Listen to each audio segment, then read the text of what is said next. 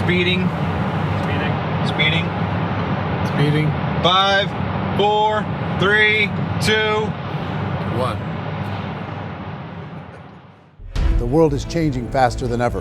What used to take decades is now taking years or even months. What you see right now is the illusion that people have had for many decades about the workplace being this secure place to work the rest of your life. For the first time in the history of our nation, our children will not do as well as us. We've seen our friends get laid off, we've been laid off, we've had our pay cut. People are overworked and underpaid. They seem to have less time and less freedom. They live under constant pressure. This is going to be forced. And so even if your employer loves you, they may have to cut you. There's something wrong that on Monday morning, the heart attack rate increases by 35%. Technology is accelerating, job security is declining. It just doesn't seem like the old models of making a living are as reliable as they used to be. Every aspect of our lives, there's a better way out there, but we're still doing it the old way. We live in the greatest country on the planet, and there are a lot of people sitting around complaining and being cynical. Like everyone's whining about this old model, and I'm like, why don't you leave it? Look at all this over here. Look at all this opportunity. Since so much of our lives revolve around our work and the way we make our living, many people are thinking there just has to be a better way. The biggest challenge facing our world today is not making money, is what are we going to do with all the displaced, unemployed people? People are afraid that they're going to make the wrong decision. People are afraid of the unknown. People are afraid that maybe I don't have the skills. Hey, sports fans. Industrial age is over. It's dead. It's dying. That's why going to school to get a job is an obsolete idea. A steady paycheck is an industrial age idea.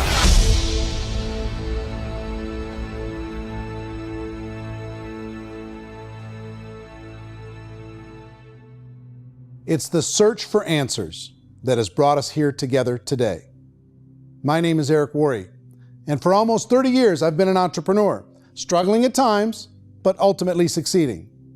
As a best-selling author, speaker, and business owner, I've spent my entire career helping millions of people around the world to become entrepreneurs. And I believe strongly that there is, in fact, a better way when it comes to how we make a living.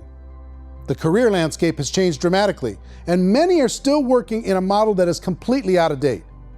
What worked for previous generations isn't working as well for people today. In this film, we're going to explore 3 important questions. First, what's really going on in our working world today?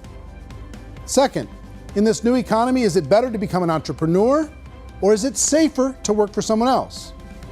And third, if a person decides to become an entrepreneur and start their own business, how can they do it without taking on massive risk? To help in this journey, I've brought together some of the greatest experts and thought leaders in the field of entrepreneurship to share the real facts with you. My intention is to give you new information that will allow you to make choices that are not limited by an old, outdated model. Let's start by understanding what's going on in our working world today.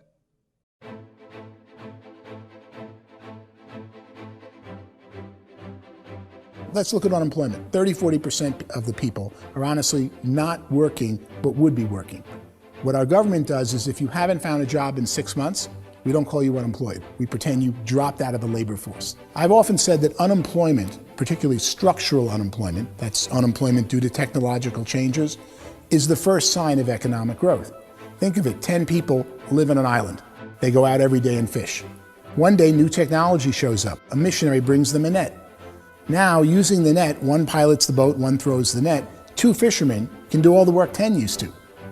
That's a 500% increase in productivity, 2 doing the work of 10, in one day. You don't have to learn a lot to learn how to throw a net instead of throw a fishing line. The island's got a big problem, 80% unemployment. But the island still has all the wealth of the fish because the 2 people produce as much fish as 10 did.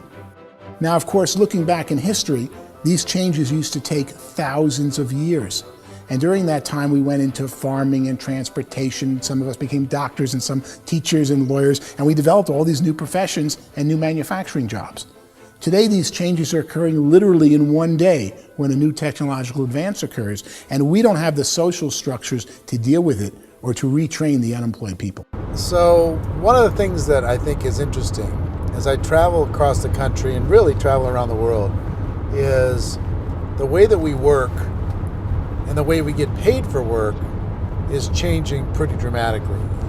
On a global basis, everything is being turned upside down because of the rapidly advancing technologies. They are eliminating many jobs, and we have been left with many people not prepared for the jobs that exist. A lot of demand in public companies was to squeeze out all the fat and to get just as much margin as we possibly could, and fat equals humans. So this idea of job security in information age is so obsolete, but it's still taught inside our school system, and that's where the problem starts. There's no financial education in the school system, and people are still trained to be employees to work for that paycheck. This is a chart on the middle class. What's happening in the middle class, those that went to school, their incomes have been coming down for years. And parents still say to their kids, go to school, get a job. Now what happens to all those middle class people who are dropping off the ends of the chart? Well, they become what's called working poor. And this is what happens to working poor. But they say poverty is ending. Well, poverty may be ending, but working poverty is going up. And this is food stamp usage.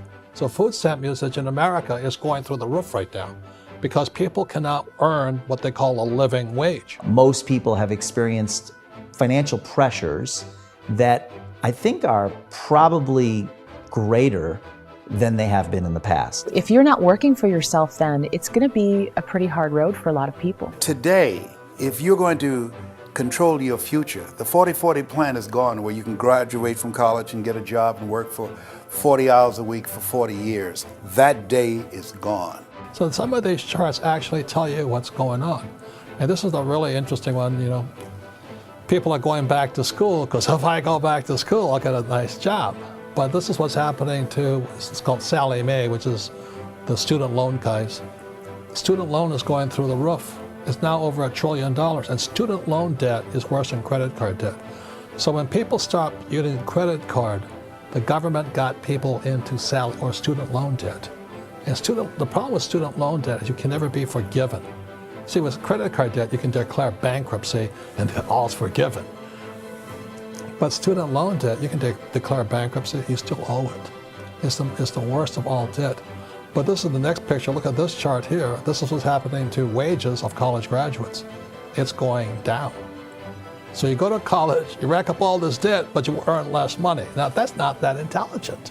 Average person who's been working a lifetime in America today is ending their lifetime at 65 with about $41,000 in assets. They earned just enough to survive. I think in the United States we have something like 17 trillion in debt. That's just the federal government debt. We got another 2 in municipal and in other, let's call it almost 20 trillion government.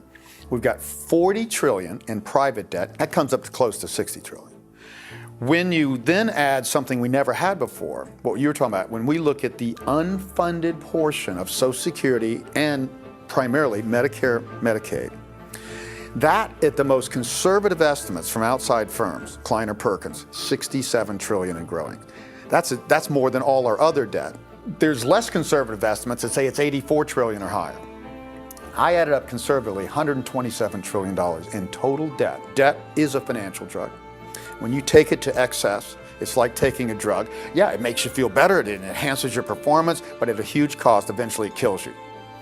And so that's what happens. We keep doing more and more debt, and you get less and less results, just like a drug, until the debt gets so high that it crushes the whole system. That's where we're at, 8.2 times GDP.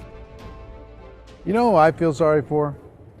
I feel sorry for the person who dreads going to work, who is sick to their stomach on Monday morning, who hates their alarm clock, who gets a little glimmer of hope on a Wednesday because it's hump day and says, thank God it's Friday.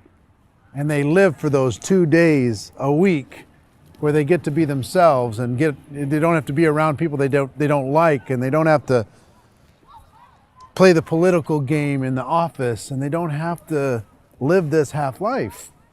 The person that works 50 weeks a year just to be able to have the 2 weeks for vacation. And you know what happens to most of them nowadays?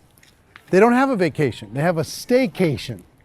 They have time off of work, but they don't get to go where they want to go because they're overextended. They've got all this debt. They got all this situation. They hate their alarm clock. They can't sleep until they're done. They have to spend most of their life in traffic.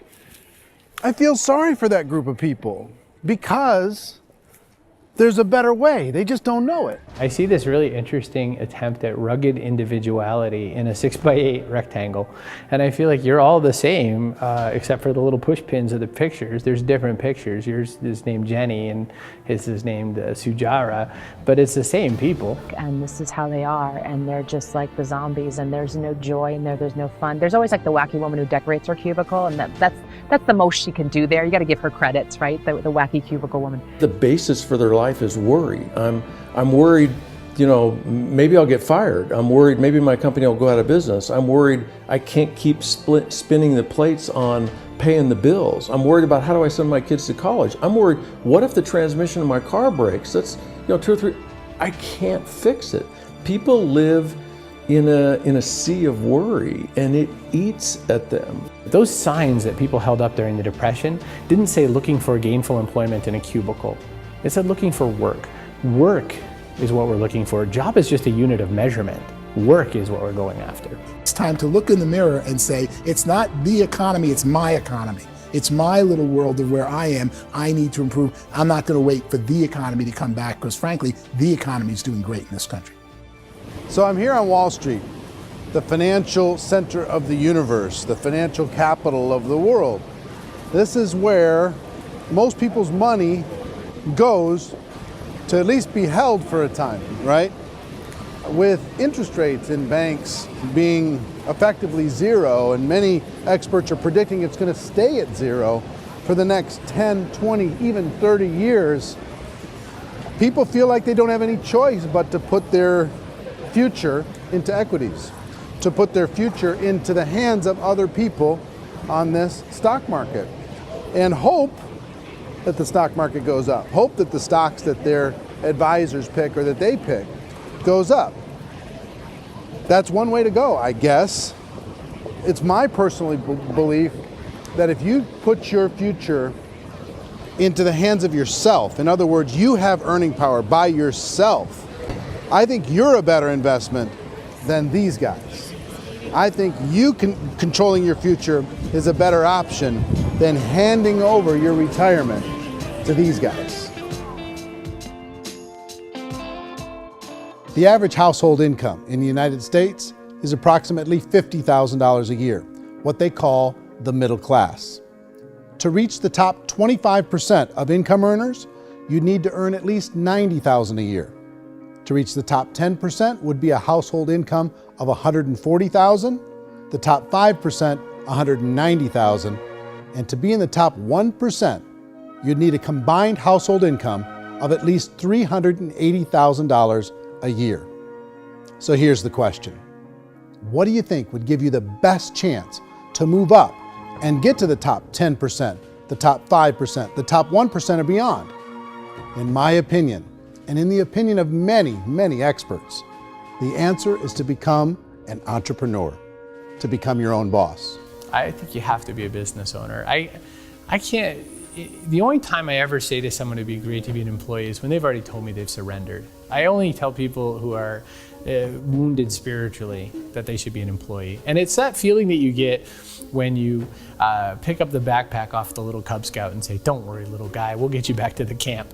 You know, it is in no way a kindness when I tell someone they'd be a great employee. The other status symbol really increasingly is lifestyle. I mean, people can own their own business, maybe even work out of their house. That, I tell you, people admire that, like, gosh, I wish I could do that. The spirit of the entrepreneur is to be a risk taker and to be resourceful and unstoppable and to have a vision of yourself beyond where you are and not willing to settle for life as it is. Think about the great entrepreneurs. They're visionary. They have heart. They're willing to do today what others won't so they can do tomorrow what others can't. Personally, I don't think of the new economy, the old economy. I create my own economy. The entrepreneur's in control. I decide what the economy is going to be like. In the world of entrepreneurship, there are no limits. You can make as much as you want, depending on how much you want to work and how smart you are and how great a team you put together. There's no more lifetime rewarding business than being an entrepreneur. Why in America, where anyone could be anything, would people want to give up their freedom and become effectively a modern-day slave, told shut up and be here every morning at 7:30, leave at 5:30, and do what I tell you? If people decide to become an entrepreneur and work for themselves, they have some traditional options, but they're riskier than you might think. Any kind of a retail business, retail build-outs, is extremely expensive. Even just these small little yogurt stores where they're putting little yogurt machines and you get all the different flavors, you're spending $200,000, $300,000, $400,000 to open a yogurt shop. I would love to buy a Dunkin' Donuts, but it's $500,000 or so to start. I don't quite have that just in case money. Risk you can lose it all, and most guys do 2 or 3 times, and even big guys like Branson, because I'm such a fan of his, half his companies don't work. If you make $1 million, your problems are going to go. If you make $1 billion, your problems are really going to go. Just the opposite. You and I know when you're making $1 million, you got $1 million responsibilities. You make $1 billion, you got 1,000 times $1 million responsibilities. And most people say, I'd love to be my own boss. 70% of Americans would love to be their own boss, according to recent polls. But they don't know how to get there. Because what are you going to do? One, you could buy an existing business. If somebody's selling an existing business, you have to ask why. Usually because it's probably hard. It's probably not making as much money as they hope. 2, they could buy a franchise. A little less risk, proven system, but it's expensive to be able to do that. 3, they could start something from scratch. And that's where a lot of people feel like, I don't have the chops to do it. I don't have the money. I don't have the product idea. I don't have the expertise. I don't have whatever it's going to take to be able to get there, and I can't risk my family to do it. So, 4th, they could become an investor. A lot of people in this town invest to try and figure out a way, but you got to be pretty smart with that game too, right? Venture capitalists, who are the very best and most sophisticated in investing in new breakthrough businesses, make it on 1 out of 11. That means 10 out of 11 are mediocre or fail. Most of them fail. That's the risk there. An angel investor is lucky to get 1 out of 15 or 20. A business is a team sport. Like, I have to have accountants, I have to have engineers, I have to have system designers, I have to have sales, marketing, I have to have accounting, I have to have mission statements, I have to have legal and all that. The average Joe Schmo, even me, I go out there, I don't have the skills to put a business together. I think the bottom line for the 4 traditional options is they take money, sometimes a lot of it. They take expertise, and they take time. All of that adds up to just too much risk for most people. I bought a business from somebody else and it was a lot of work. And you start wondering, what did I just buy? Because I guess ultimately I own your email list and I just overpaid for it. People that start their own business, they spend a lot of money, they spend a lot of time, a lot of effort to get things started. And the more you invest on the upfront, the harder you typically work at it. Well, I can tell you what the success rate is of a restaurant. What is it? They're crazy enough. About 90% of them fail. About 90%, in how quickly? Year or less. Wow. And if we're talking non-franchise, we're talking franchise, Sure. That's totally different. Yeah. But our students aren't getting franchise restaurants. You got to invest the big money. Exactly. And with someone like McDonald's, you've had to work with the company for a long period of time, really know the To even have a business. chance at investing $1 Even million. have a chance, and it's a slim chance. What if there was a way that you had all the proven aspects, the comfort aspects, and you could still control your own life? What if there was both? In other words, you didn't have to create everything from scratch. You didn't have to be a super leader. All you had to do, what if there was a proven product already? You didn't have to create the product. And there's a proven system already, proven training already. Everything except an employer. That was the only thing that you didn't have. Do you think more people would be open to working for themselves in that environment?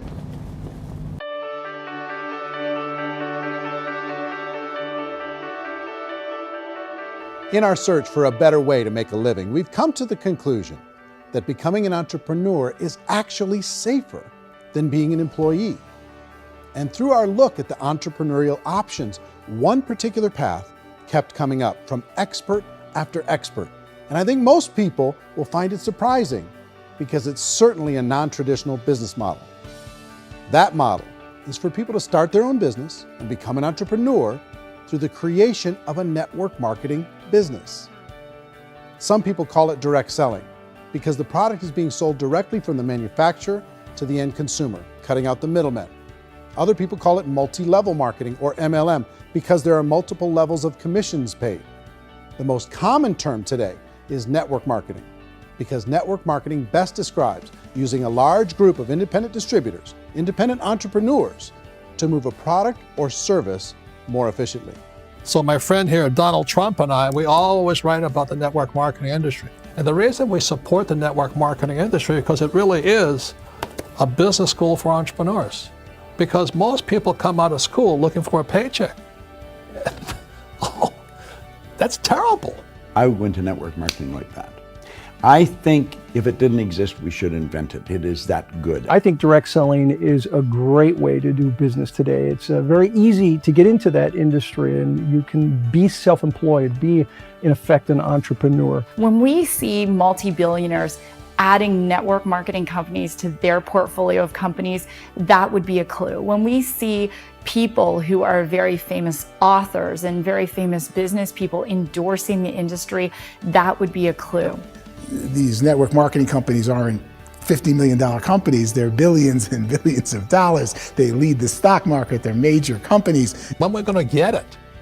You know, and you're going to school to work for a paycheck, but if you want to be rich, be an entrepreneur, and network marketing gives you the spirit to be an entrepreneur.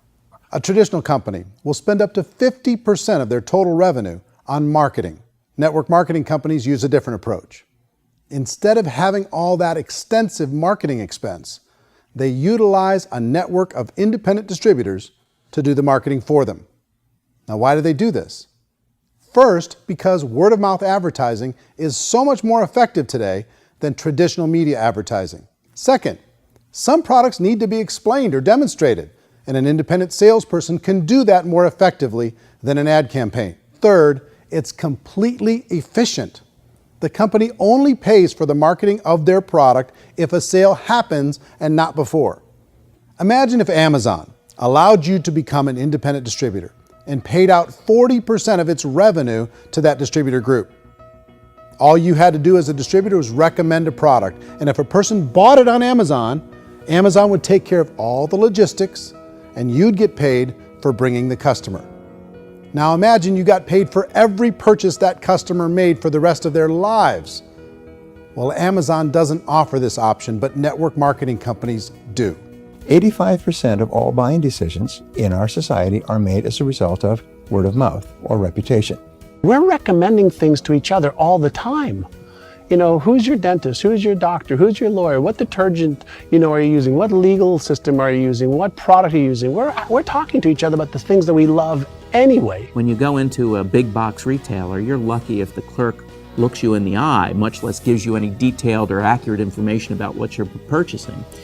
So of course, this personal information, this education coming from a friend, a neighbor, a relative, or even a stranger, but one who has experience with the product is extraordinarily valuable. As a matter of fact, network marketing can educate consumers probably better than any other form of marketing.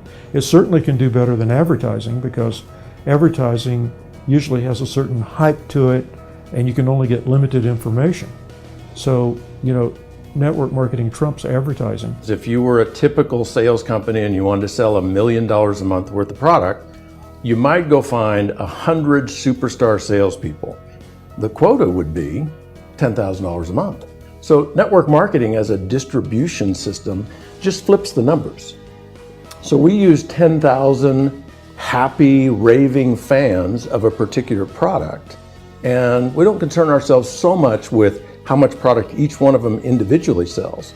If they sell just $100 or $200 a month, and there's 10,000 of them, you're selling $1 million to $2 million a month worth of product. And that's the best way I can explain how network marketing works. This is the marketing arm of the company. There's not money being wasted on bricks and mortar. There's not money being wasted on inventory that's sitting stagnant somewhere. There's not of employees standing around that don't have customers. These are people that are going to connect with customers. These companies allow people to become independent distributors for extremely low cost and with no minimum time or sales quota. Essentially, they own their own business and can provide as much or as little sales as they choose. In other words, the distributor gets all the benefits of traditional business ownership without the risk. The advantage of network marketing is the ease of entry, the low risk, and the low startup cost, because almost everything else has very high risk. You can get in for a minimal investment. You're buying into a system that's already been proven, products or services that have been proven to work. The keys to network marketing is providing an opportunity for the masses to get involved, providing an opportunity for the average person who doesn't have the resources to start their own business. All of this so far is fairly straightforward, but network marketing offers another benefit, and it's this benefit that makes it so interesting for entrepreneurs. Network marketing allows a distributor to build their own network of other distributors and then compensates them on the sales created by that entire group. Direct selling is, at its base, very simple. It's the sale of a product or service to an individual on a face-to-face, one-on-one basis, just the way we're talking right now. But there's an important element as well, and that's the offering in conjunction with that sale of product, the offering of an opportunity for someone to make something of themselves. No matter what your social status is, no matter what language that you speak, I mean, look how many unbelievable people are becoming successful that speak every kind of language out there. What an awesome gift to give the world. Instead of having to work your way up in a system and prove that you could be a sales manager, they just decided everybody can be a sales manager. Everybody gets to build a sales team from day one. And so what that brought into the system of growth as a direct selling company is the concept of compounding or geometric progression. Because now you can actually grow a sales force very quickly because everybody is enrolling people in their own sales force. People who are like, oh, this is weird, I'm building a sales team, or what do you think you do at a regular company? How do you think a regular company works? Network marketing is the only industry that doesn't say your past determines your future. It looks at your past and says, okay, now what can we train you to do so you can have a great future? Every other employer out there wants to exploit you for what you already know, not teach you something new. Network marketing has the potential to save the United States and the world because it's going to teach people not to be employees, but to be entrepreneurs.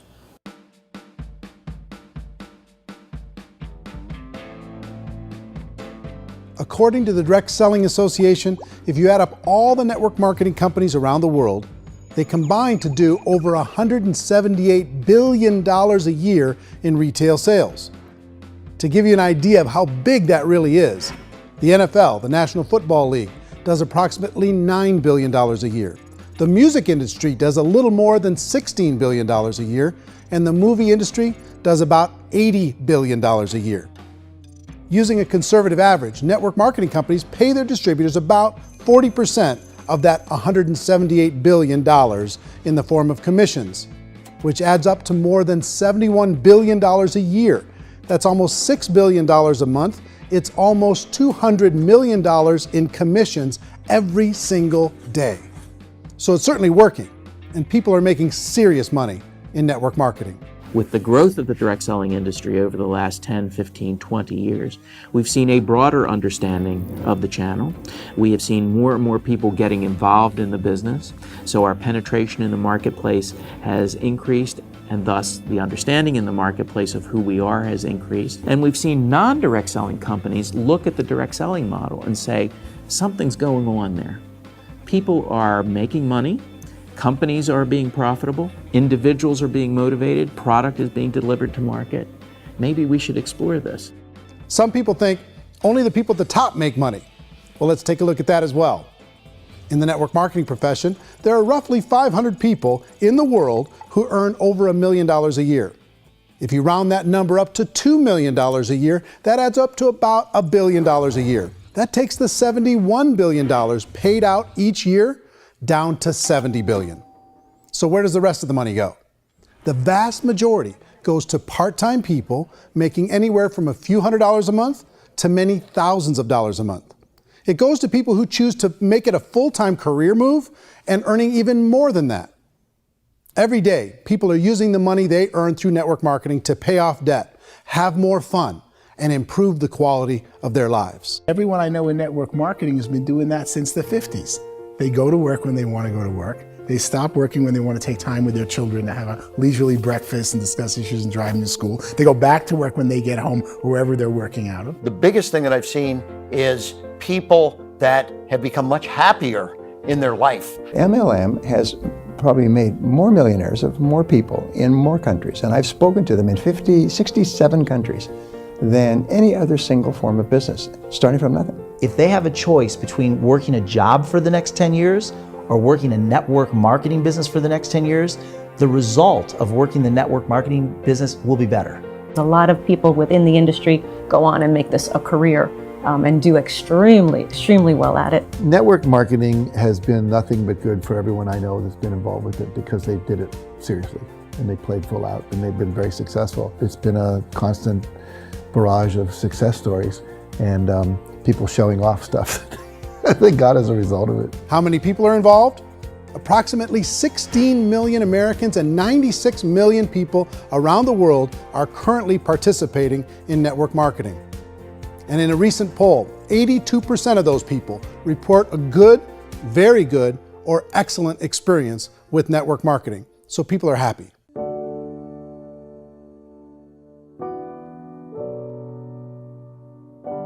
So I've taken a look at the network marketing profession and really tried to understand why so many people are confused as to the validity of this as a business.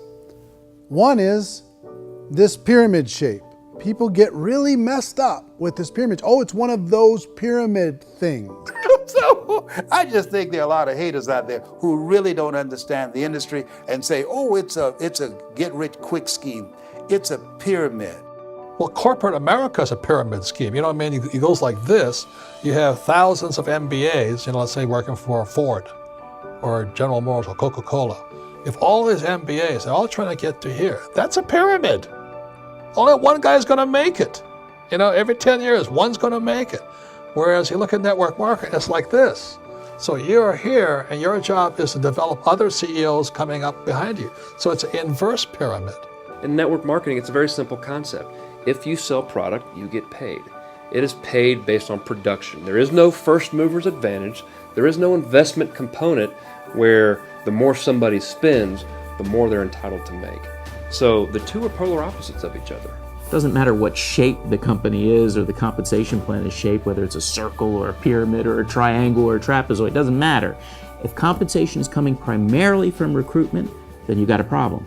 On the other hand, if an operation is basing their compensation to participants on the basis of sales, even when those sales are generated by people you've recruited, well, then you're a perfectly legitimate enterprise. That's the legal test, it's the practical test. Another issue that's been true in the past that is no longer true now is people used to be in network marketing loaded up with products that they couldn't sell and they ended up a loser. They ended up with a bunch of product in their garage, they ended up with a bunch of products sitting in their kitchen shelves or whatever, and they thought they could sell it and then they weren't willing to or able to sell it and they ended up with a bunch of stuff and they were bitter about it. There was this thing called front loading where you had to buy if you bought $25,000 worth of product, you got better commissions and all this. Today, it's almost all done by computer. It's direct mail comes from a warehouse somewhere else. You don't have to have all this inventory. You don't have to stock up. It's a paperless world now. Most of it's done online. You have a back office. It really works. And the technology has changed everything.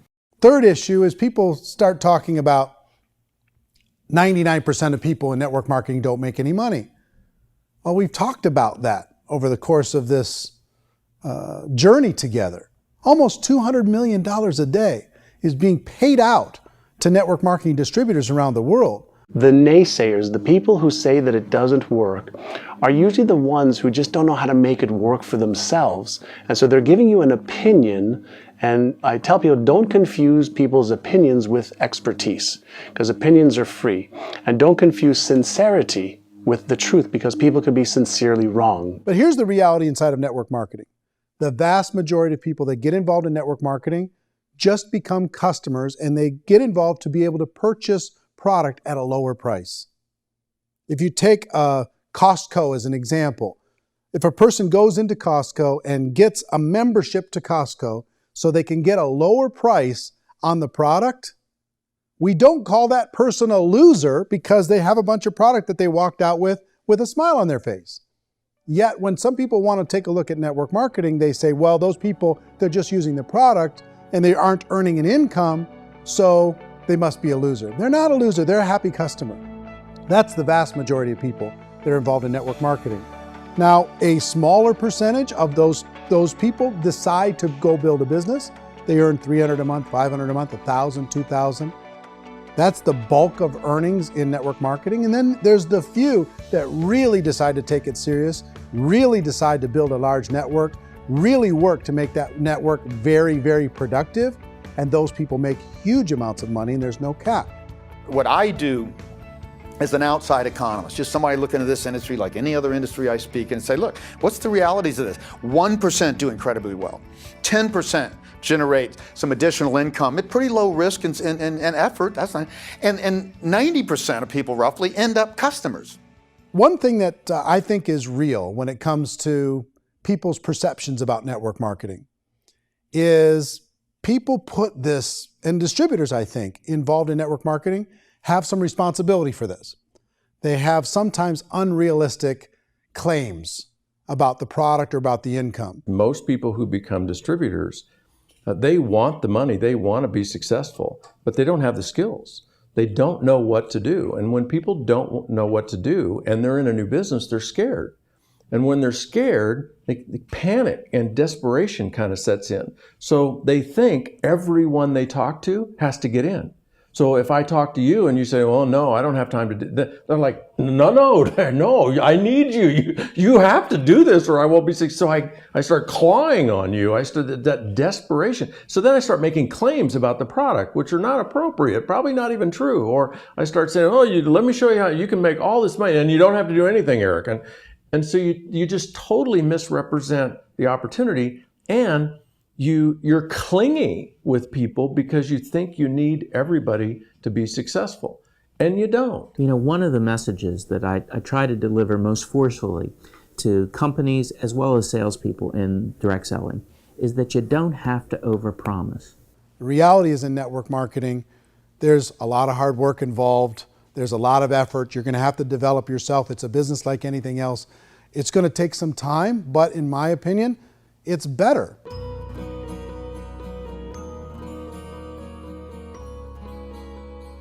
It's light years better for people starting today than it was even 5 years ago. I think it's more widely accepted now, and people understand it is a business. It is being an entrepreneur. It is being a business owner. Our belief system is based upon our evaluation of something. And frequently, if we reevaluate a situation, our belief about that situation will change. The industry has changed and it's grown up. It's totally transformed. You've got young people today that have grown up with social media, and they understand networks. They understand how people are connected through technology, and they understand how money flows through those networks. So when they see network marketing, they don't see it the way their parents saw it. And we've all learned, the larger industry that you represent, has all learned from those mistakes and flaws and errors that have happened early on. Early algorithms didn't work the right way. That's all fixed. It's like when they design a computer program, they design the program, then they run it, and then they go back through and they debug it. The MLM industry has been debugged. This is the day of being virtual, being able to run a business from your mobile phone. I mean, it's incredible. Companies are getting smarter. They're implementing more consumer protections. They're implementing more compliance training. They're doing more with respect to product research. If you do get involved and you make purchases of inventory, even on a voluntary basis, if you decide that this business is not for you, you can leave and have that inventory repurchased by the company. There's no other business that offers that kind of protection on a voluntary, self-regulatory basis.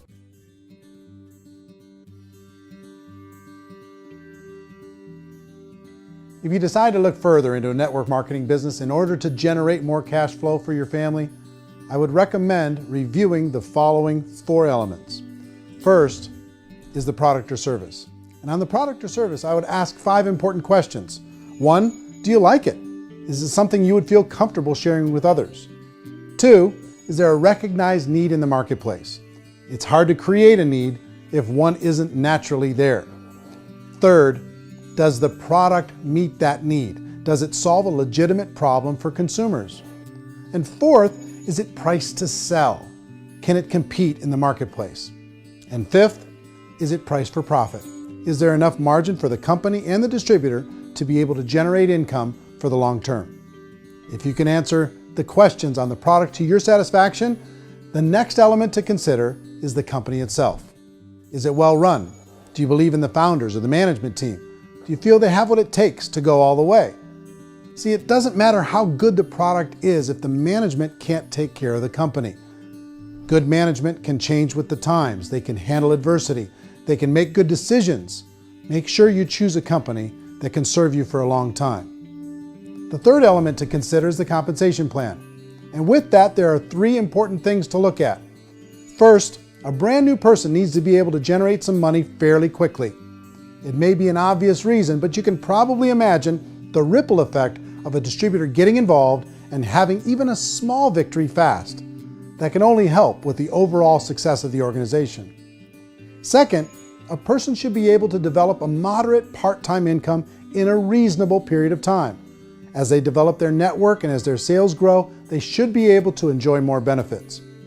And third, for the people who are really serious, for those who decide to really go pro in the network marketing profession, there should be the possibility to make a serious full-time income if they work hard and are committed to developing their skills. If you're comfortable with the product, the company, and the compensation plan, the last thing you should look at is the support that will be made available to you. Does the company have a website? Does it have a solid online reporting tool? Do they have comprehensive training available? Do they host events to help you build your business? If you decide to do this, what kind of a support system can you plug into? Choosing a network marketing company is a personal decision. But evaluating the 4 elements of product, company, compensation plan, and support is a great place to start. Is the company promising that you're going to get rich quick or that you can make a lot of money without a lot of effort? That's a red flag. Is there a product that you really believe in that you think can be sold? Or are you being told by salespeople or the person who's trying to recruit you or by the company itself that don't worry about the product, all you have to do is recruit other people into the business? Red flag, warning sign. If you're hearing that, take a second or even a third look. Get to know the customers, the products, the business, have some success, and see where the opportunities might take you to move up in the organization. You want to find out, how concerned are they about my education, my training, and my development? Is there a space for me to grow? Most important question. Learn everything that you can about the product. Make sure it's something that you believe in, and learn everything you can about the industry and work that system. You have to be very passionate about whatever that company is doing. I would get involved. You can always test drive anything, you know, the product, the service, the community, and then lean into it a bit. If it feels good, then lean into it a lot. Behind me is the Lincoln Memorial. And this is a place where Martin Luther King Jr. had his famous "I Have a Dream" speech. And at that speech, he talked about his dream for equality for everyone around the world, and that's a noble dream. But I think more people need to remember what it was like when they were kids and the dream was still alive in them. Before it got beaten out of them by reality, by this paycheck, by these responsibilities, and by having to live for this job to pay the bills. I think people need to remember that, go back to that. Once they know that there's a better way, I think their future is going to be much brighter. They can live a better life.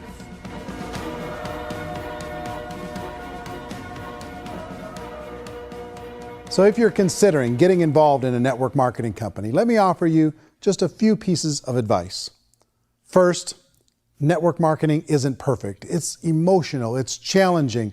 Like any entrepreneurial venture, it can have its up days and its down days. But if you have an entrepreneurial bone in your body, it's just better. Second, if you're gonna do it, decide to be professional. Decide to go pro. It's better to do that than just be this amateur sticking your toe in the water. Third, as any professional, you're gonna have to learn some new skills. And I promise you, inside of the network marketing profession, they're not too difficult to learn. Fourth, like anything worthwhile, it's gonna take some time. Don't expect that you're gonna get to the finish line right out of the gate. And fifth, it's worth it. It's worth it to be able to take charge of your life again It's worth it to be able to control your own financial situation. It's worth it for the people you're going to be able to spend time with. It's worth it for the things you're going to be able to see and the experiences you're going to be able to experience. It's worth it for the causes you're going to be able to contribute to, the lives you're going to be able to touch, the customers you're going to be able to help, the friendships you're going to be able to develop. I promise you, it's worth it. Remember, most people are searching for answers just like you are. But I do have to tell you the catch to network marketing. If there is a catch, if you want to understand this from an emotional point of view, people say, well, it sounds too good to be true. It's not, it's hard work. But here's the catch. Most people still don't understand it. So you're going to have to endure the loss of social esteem from ignorant people. The uneducated will think less of you. Now, if you can handle that, you're on your way. If that's going to destroy you, you know what? Entrepreneurship in general probably isn't in your future. If you can face that catch, you can become unstoppable. I want everyone to really contemplate this if they're not in network marketing. You're in a job, you probably have a mortgage, you have rent, you have debt, whatever's going on. You're in a prison. You work just hard enough to keep them from firing you, and they pay you just enough to keep you from quitting. Come on! I've been there, done that, and bought that t-shirt. In network marketing, if you run into failure, it's really just a homework lesson for yourself. There's no one to blame. You really have no excuse not to be successful. You just don't. People don't want to hear that, but there's so much available to you. If you want to be a good network marketer, be a student to the people above you, be a fellow traveler to the people on the same level, and be a teacher to those below, and know when it's appropriate to do which. People who are not afraid of asking people to buy things, or not afraid of persuading people with a chance they may say no, these people own the future. Nothing happens until something moves. So you got to go move, you got to go do something, or nothing's going to change in your life. In the beginning, you're going to do a lot of things that you don't get paid for.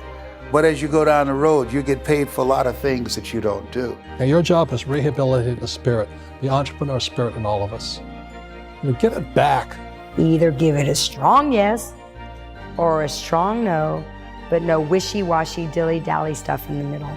There's dreams and there are nightmares, but I believe that the biggest nightmare of all is when you don't pursue your dream. You're going to see some monumental growth in this profession. It's an exciting, exciting time to be involved with the network marketing profession. The next 10 years, I see just exponential growth. When that tipping point comes, it's not a matter of asking somebody, have you ever heard about network marketing?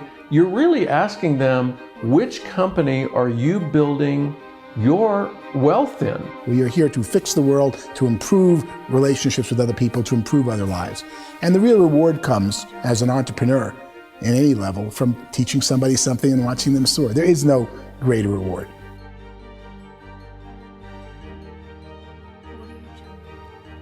Life's too short to spend it living someone else's dream instead of your own. It's too short to spend it living at a fraction of your potential.